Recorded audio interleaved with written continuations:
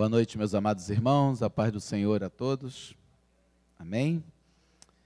Meus amados, vamos abrir a palavra do nosso Deus, meditar um pouco nessa noite sobre a manifestação do amor de Deus sobre as nossas vidas. E o texto que nós vamos embasar a nossa palavra se encontra no livro do profeta Jeremias, no capítulo 4, verso de número 22. Livro do profeta Jeremias, capítulo 4, verso de número 22.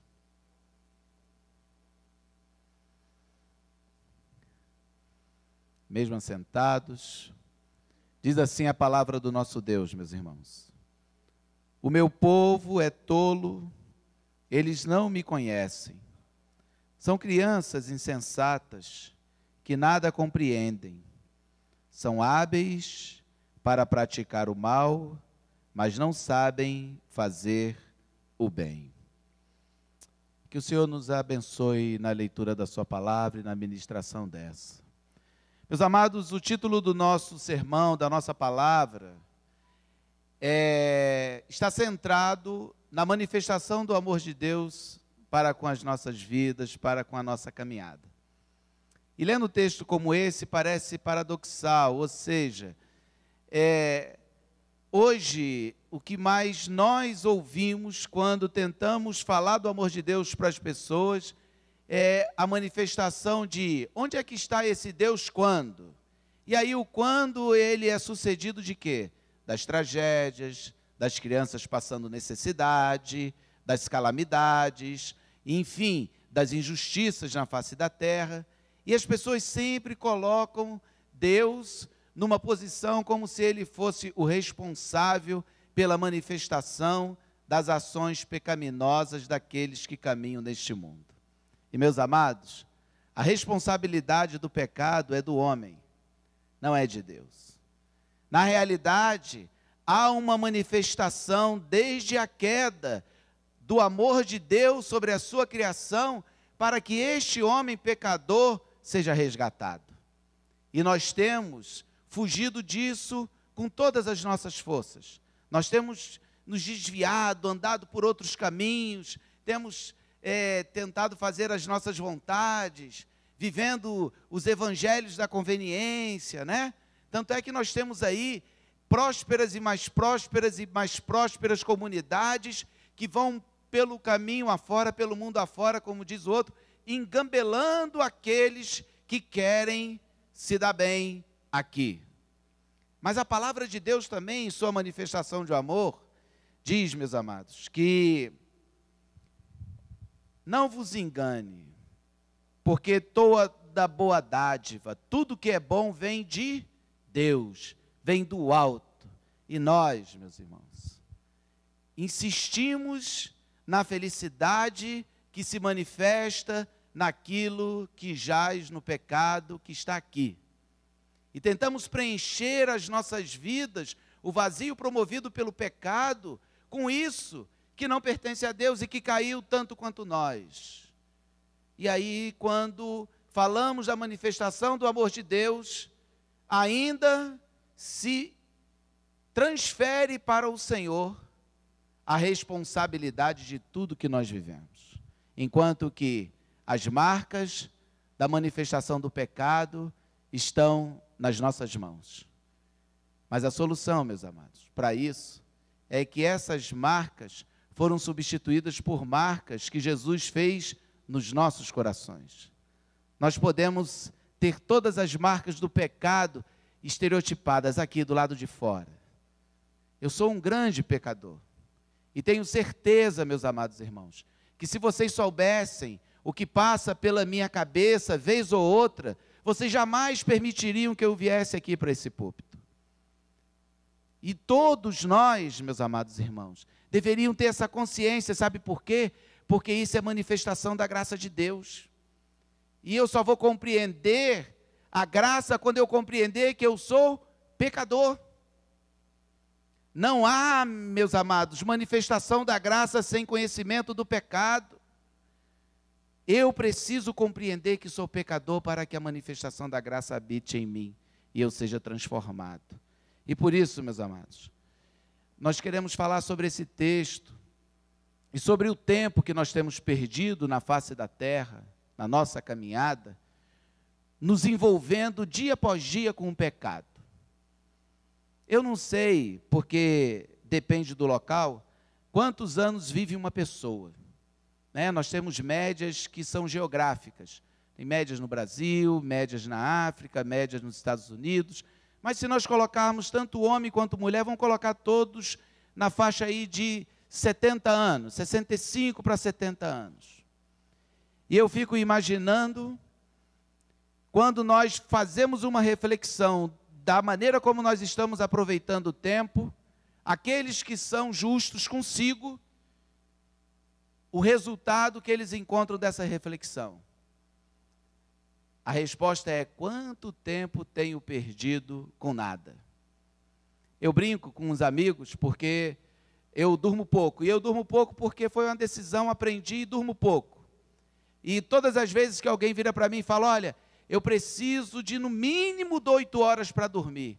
Aí eu faço sempre aquela brincadeira: olha, se você viver 60 anos, você dormiu 1/3 da sua vida. Você passou 20 anos dormindo, está perdendo tempo. É lógico que isso é brincadeira, né? Mas a gente perde tempo, meus amados irmãos, com coisas que nós não deveríamos perder. Ou seja, com o pecado. Se nós tivéssemos conhecimento da profundidade da manifestação do amor de Deus para nos livrar desse pecado, meus amados irmãos, se eu soubesse o quanto a minha vida é curta, o quanto a minha vida é célere, eu não perderia tempo com isso. Só que nós vivemos como se nós fôssemos ficar para semente. Nós não nos preocupamos em passar semanas inteiras discutindo com o filho, brigado com a esposa, de cara feia para o marido, se aborrecendo com o vizinho e manifestando em nós mesmos o estresse. Ou seja, colhendo na rua o lixo de todo mundo, nos impregnando com isso, reverberando isso no coração, no ouvido e na vida de outras pessoas. E é isso, meus amados, que nós desperdiçamos momentos preciosos da nossa vida, enquanto Deus está lá, apertando a nossa orelha, para que nós aproveitemos o tempo e reconheçamos a manifestação do amor dele sobre nós. E nós insistimos, mas insistimos por quê? Porque nós gostamos, meus amados, gostamos de fazer a nossa vontade. E precisamos aprender a estarmos debaixo da vontade do nosso Deus. O texto que nós lemos, ele está dentro de um contexto assim muito glorioso da manifestação do poder de Deus. Esse texto retrata a manifestação de um profeta separado por Deus, para que pudesse avisar para aquele povo que eles estavam perdendo tempo a cada passo que eles davam na direção do pecado e se afastavam do Senhor. E que Deus teria que usar as suas vidas para trazê-los de volta. E que Deus teria que gastar mais energia para trazê-los para junto de si. E Jeremias vai falando, abrindo a sua boca, vai se manifestando, e detalhe, ele vai sofrendo.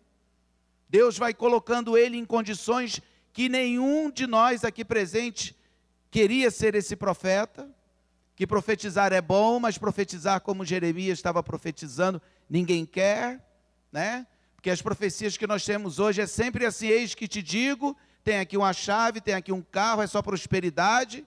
Mas levantar a boca para falar: olha, vai morrer todo mundo, olha, Davi, você que matou, você que roubou, olha, você que está adulterando, isso não tem profecia no século 21. As profecias são só bênção, né? E é o eis que te digo para lá, o eis que te digo para cá, e aí a palavra, meus amados, vai ficando de lado. E o Senhor vem na nossa direção, sabe por quê? Pelo amor dele, porque nós somos dele, porque ele nos ama, e ele vem com tudo para cima da gente. Deus nos quer de qualquer maneira, e ele vai fazer e usar de todas as formas para resgatar, meus amados irmãos, a humanidade que caiu. Aqueles que são do Senhor serão resgatados. E esse projeto está acontecendo desde o dia da queda. Manifestação do amor e poder de Deus para resgatar a humanidade. Você está dentro desse projeto. Por mais que nós pensemos, olha, eu estou trabalhando, eu casei, eu estou namorando, eu estou na faculdade, eu estou empresariando, eu estou fazendo isso, eu estou fazendo aquilo. Você está só dentro de um projeto, passando um tempo aqui, para que Deus fale no seu coração e você compreenda a manifestação do amor dele sobre a sua vida e você vá para a glória, para a eternidade. É isso, meus amados irmãos. Deus tem nos deixado um tempinho aqui. E naquele contexto, Deus estava falando para aquele povo. Eu preciso que vocês abandonem o pecado. Eu preciso que vocês deixem as pedras, deixem os paus, afastem o pecado de suas vidas, se voltem para mim, parem de perder tempo. Perdendo tempo com coisa que não tem importância. E aí, meus amados, no texto que nós lemos, Deus salienta qual era um dos grandes problemas daquele povo. Lá no verso 14, ele fala assim: ó Jerusalém, lave o mal do seu coração para que você seja salva. Nós que estamos aqui, já conhecemos a salvação que há em Cristo Jesus. Já conhecemos o frescor do sangue de Cristo que foi derramado na cruz e pousou sobre as nossas vidas e tem nos purificado dia após dia. É isso que tem acontecido conosco nesta caminhada. Essa é a grande manifestação do amor de Deus sobre a humanidade. Deus tem cuidado da nossa vida. E naquele instante, ele fala, através da boca do profeta, quais eram os grandes problemas daquela nação para que eles não perdessem tempo. E o primeiro problema, meus irmãos, está bem no início do texto que nós lemos, no verso de número 22, que diz que nós não conhecemos o Senhor. Deus fala que estamos distantes dele, ficamos distantes quando nós não o conhecemos. Diz assim: o meu povo é tolo, eles não me conhecem. Ele diz que o fato de não se conhecer a Deus se traduz em tolice. Vocês estão vendo? Quando alguém pergunta para vocês, num processo de evangelização, mas por que tantas calamidades? Essa é uma manifestação de um tolo, e um tolo que com certeza não conhece a Deus, e nós não somos tolos. E Deus estava dizendo para aquela nação: vocês não podem ser tolos, porque vocês são meu povo, vocês pertencem a mim, e quem pertence a mim, me conhece. E isso era importantíssimo para a caminhada do povo de Deus. Isso, meus amados, é importantíssimo para a nossa caminhada. O texto aqui, a tradução dele, do conhecer, ele vai muito além da concepção que nós temos de conhecimento. A nossa concepção de conhecimento, ela é uma concepção helênica, né, grega. Mas a concepção aqui de conhecimento é hebraica. E quando você vai falar com um grego sobre conhecimento, ele diz o seguinte: eu conheço, um exemplo, Putin, o Obama, mas ele nunca teve com essas duas pessoas. Mas ele conhece por quê? Porque ele viu na televisão, ele viu uma foto numa revista, e assim ele vai caminhando. Agora, no hebraico, meus amados irmãos, conhecer significa ter contato, significa viver junto, significa caminhar junto, significa perceber. Então, quando Deus fala que o povo é tolo porque não o conhece, não é um conhecimento estereotipado, não é um conhecimento da boca para fora, não é um conhecimento com assentimento intelectual, é um conhecimento do coração, é um conhecimento que está impregnado dentro de você, que te faz vibrar, que te faz arder, que te faz sentir a chama do altar dentro da sua vida, e te faz caminhar cada vez mais a passos largos na direção dele. Isso é conhecer o Senhor. Conhecer ao Senhor é saber que Ele está cuidando da nossa vida, é saber que Ele está presente aqui dentro, porque a sua palavra diz que quando 2 ou 3, e o coro de Deus é esse, Ele se fará presente. Essa é a diferença. E Deus chama de tolo aqueles que não o conhecem. E ele estava se referindo àquele povo dessa maneira e falou: Jeremias, vai lá e fala para eles estão perdendo tempo e eu os amo, eles precisam deixar de ser tolos, eles precisam me conhecer de verdade. Precisamos, meus irmãos, ter Deus dentro do nosso coração. Eu não posso brincar e achar que conheço Deus como um conceito, uma concepção helênica. Eu preciso conhecer Deus de verdade. Eu preciso buscar esse Deus e caminhar com os joelhos largos na direção dele. Eu boto meus joelhos no chão e eu caminho muito na presença do Senhor e no conhecimento dele. Eu abro a sua palavra e eu peço ao Senhor que me dê conhecimento dele, que ele se manifeste na minha vida. Não tem como andar nesse mundo do jeito que ele está, sem conhecimento de Deus, meus amados. Não tem. Porque senão nós seremos exortados constantemente. E vou dizer uma coisa: se você é do Senhor, ele vai tocar no seu coração e vai tocar de todas as maneiras. E vocês já me ouviram aqui falar que o Espírito Santo tem uma mala, bem grandona. E ele vem com a mala e para na frente lá do caboquinho. E quando ele abre a mala e olha para o caboquinho, ele vê o coração dele e ele vai tirar da mala a ferramenta ideal para atingir aquele coração. E na mala, meus irmãos, tem britadeira e tem um raspadorzinho. Vai ver qual o coração que é mais duro, qual o coração que é menos duro, mas o Espírito Santo vai entrar no seu coração. Se você é do Senhor, o Espírito Santo vai entrar no seu coração.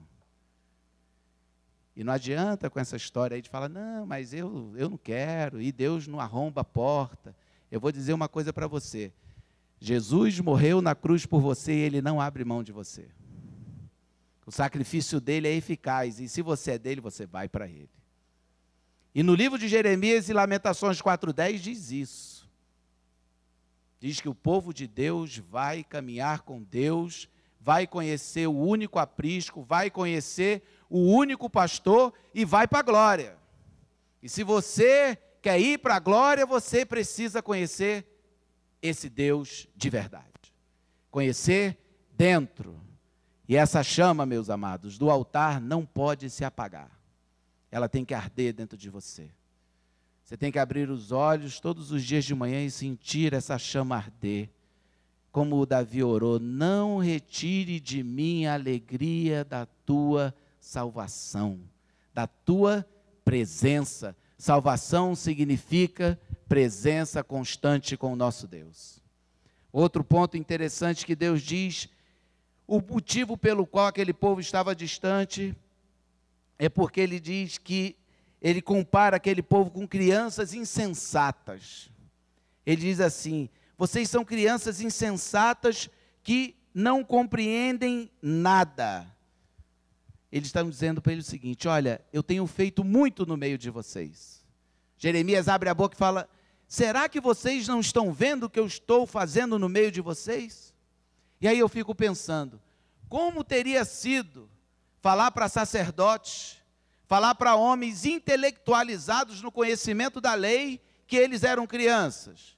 Pegar o profeta e sarrafo nele, bota um canzil, prende esse homem, bota na masmorra. E Jeremias só sofrendo com isso. Mas Deus fala: vai lá e fala para eles: vocês pensam que sabem, mas vocês não compreendem. Vocês são iguaizinhos crianças. E, gente, a comparação é perfeita. Porque para a criança você não consegue dar alimento sólido. Para a criança você não consegue falar de conceitos muito rebuscados. Para a criança você precisa dar leite. Para a criança você precisa dar iniciação. A criança você treina, a criança você instrui, a criança você ensina. E naquele momento, meus amados irmãos, Deus teve que voltar ao treinamento, teve que voltar à instrução, teve que voltar ao ensino, para dizer para eles que eles eram crianças, mas infelizmente, por serem adultos, eles teriam que ser tratados ao invés de ensinados. Eles teriam que passar, meus amados irmãos, pelas lutas que Deus diz no contexto desse livro, que eles passariam. E aí, a pergunta que nos vem é, olha, se eu, conhecendo ao Senhor, fui liberto, como está lá em João 8,32, por que é que eu, liberto, vou continuar agindo como criança, me comportando na imaturidade do relacionamento com Deus? Eu preciso crescer nesse relacionamento. Eu preciso abandonar as primeiras coisas e prosseguir para aquelas maiores, para que Deus faça o que comigo? Me use como sacerdote que nós somos, para a pregação do Evangelho, para a mudança dos ambientes onde nós estamos inseridos, para a maturidade nos nossos relacionamentos, para o crescimento das pessoas que caminham conosco. A criança não consegue promover isso, mas o adulto promove, porque o adulto protege, o adulto ensina, o adulto guarda, o adulto conduz. A criança não faz isso. E o adulto faz isso porque tem maturidade, porque compreende, mas compreende quem? Compreende Deus, meus amados. E nós precisamos disso. Crescer na presença do Senhor. Crescer em conhecimento do Senhor. Crescer no relacionamento com Deus. Meus irmãos, quando um pai, ele vai na direção de um filho para castigá-lo, eu tenho só 4 filhos, e todas as vezes que eu precisei fazer isso, doía muito mais em mim do que nos meus filhos, e eles sempre souberam disso. Essa semana eu conversando com um dos meus filhos, o mais bonito, que puxou o pai, só tem ele, de homem, o resto é tudo mulher, só trabalhei para os outros, né? Só tem um. Está só chegando lá o pessoal e levando as meninas lá de casa, né? Tomara que eles deixem a minha esposa comigo lá, né? Que daí o negócio está feio. Mas, gente, eu conversando com meu filho, ele reconheceu isso. E ele falou para mim que isso foi muito importante e ainda o é na vida dele. Certa feita, meu filho, ele treina jiu-jitsu há muito tempo. E eu treinei bastante tempo com ele também. E um dia ele falou para mim, pai, o senhor já está assim meio de idade, né? Porque eles são assim, são abusados, né, Beto? E o senhor não dá mais conta de mim, não. Aí eu falei que assim, é verdade. Eu já estou aí passado, não aguento você mais aí 1 hora rodando no chão, não. Mas o seu avô tem 78 anos. E seu avô também não aguenta seu pai, não. Mas só que o seu avô é meu pai e eu vou ser seu pai para sempre. Aí ele ouviu, quietou, e essa semana ele estava lembrando disso. E é isso, meus amados, nós fomos crianças na presença de Deus. E Deus cuidou das nossas vidas, não importa o tamanho do beliscão que Ele tenha nos dado. Mas nós crescemos e hoje somos adultos e precisamos glorificar a Deus porque Ele nos beliscou.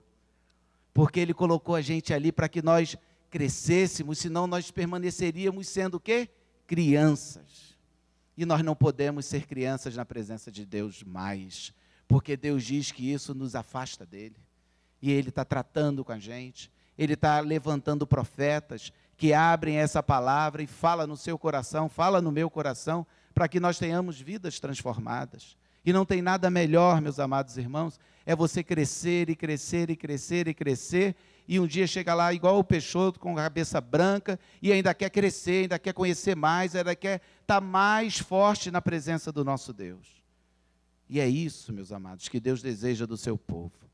Outra situação muito interessante, está no próxima parte do nosso verso, que diz que essas crianças, além de não compreenderem, esse povo, além de ser tolo e não conhecerem a Deus, ele diz algo maravilhoso, e isso é importantíssimo. Ele fala, vocês são hábeis para praticar o mal, mas não sabem fazer o bem.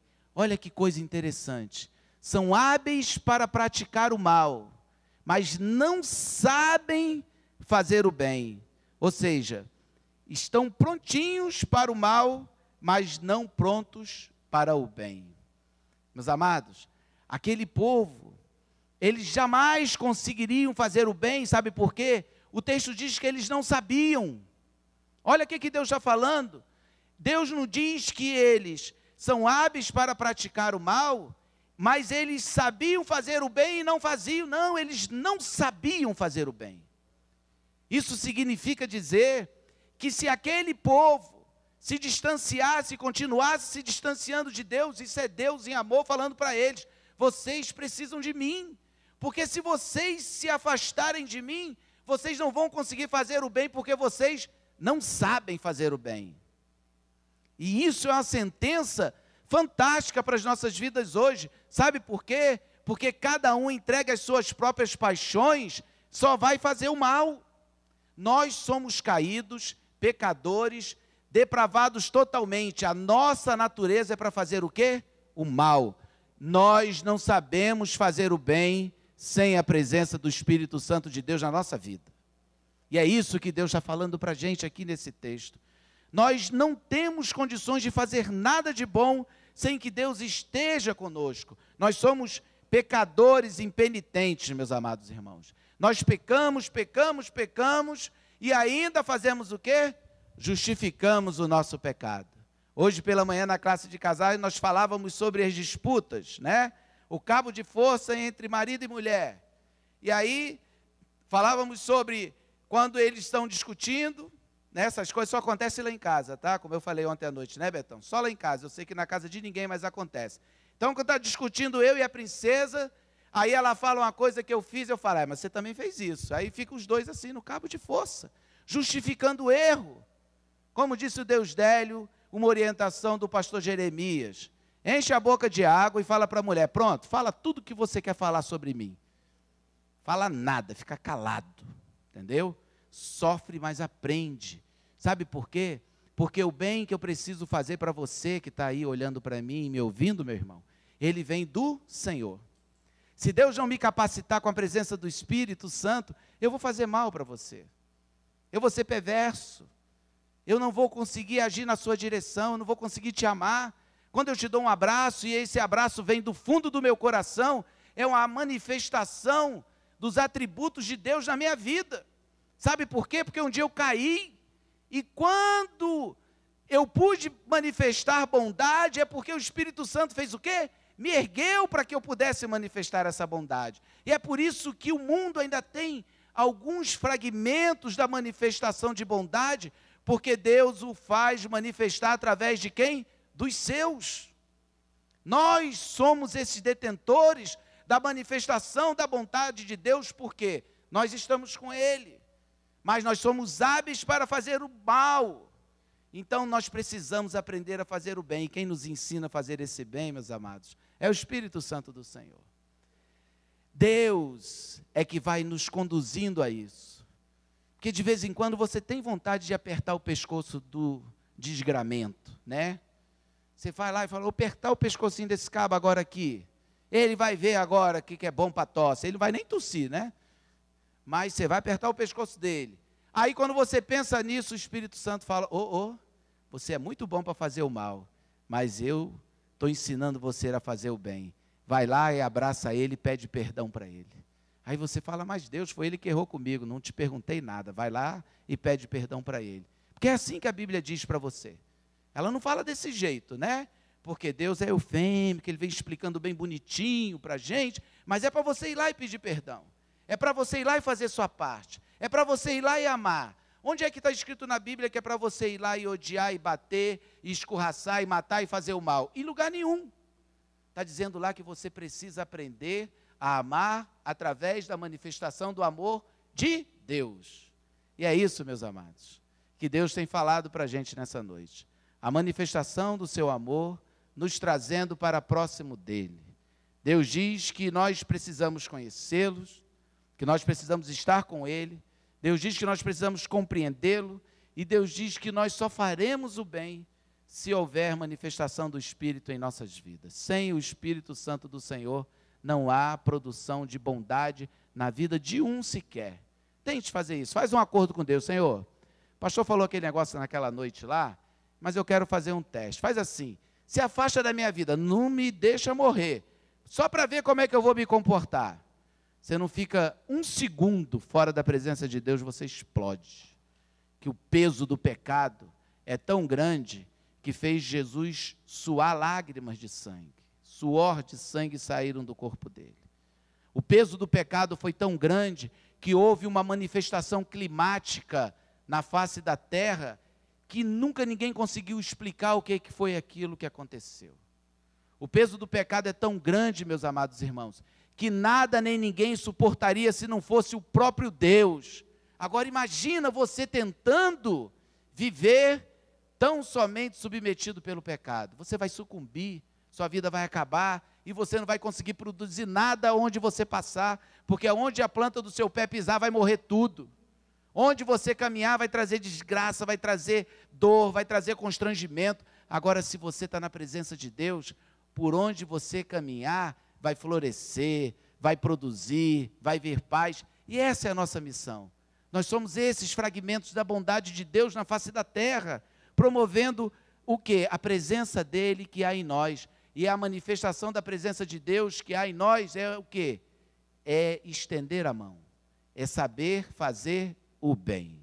Por isso, meus amados, lá em Jeremias, no capítulo 29, para concluir a nossa palavra, no verso de número 11, Deus faz o fechamento dessa manifestação da bondade do seu amor sobre aquele povo e sobre nós nessa noite. Lá em Jeremias 29, 11, diz assim: porque sou eu, Deus, que conheço os planos que tenho para vocês, diz o Senhor, planos de fazê-los prosperar e não de lhes causar danos, planos de dar-lhes esperança e um futuro. Olha que coisa maravilhosa.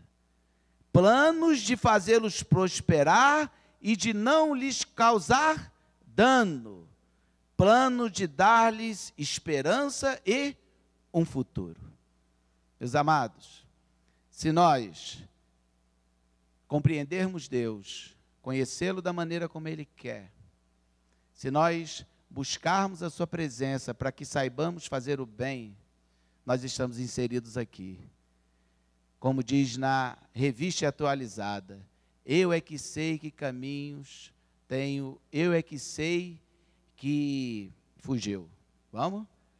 Eu é que sei que pensamentos têm a vosso respeito, pensamentos de paz e não de mal, para vos dar o fim que desejais.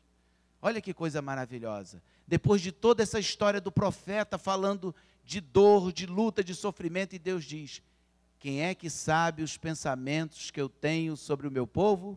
Sou eu, para vos dar o fim que desejais. Aqui na NVI diz, para que vocês tenham esperança de um futuro. Porque sem Deus, meus amados irmãos, não há futuro para ninguém. Sem Deus, não há futuro para ninguém. Que Deus continue nos abençoando, conduzindo os nossos passos, e que nós compreendamos a manifestação desse amor e dessa bondade dele sobre as nossas vidas. Amém? Curva a sua cabeça e vamos fazer uma oração.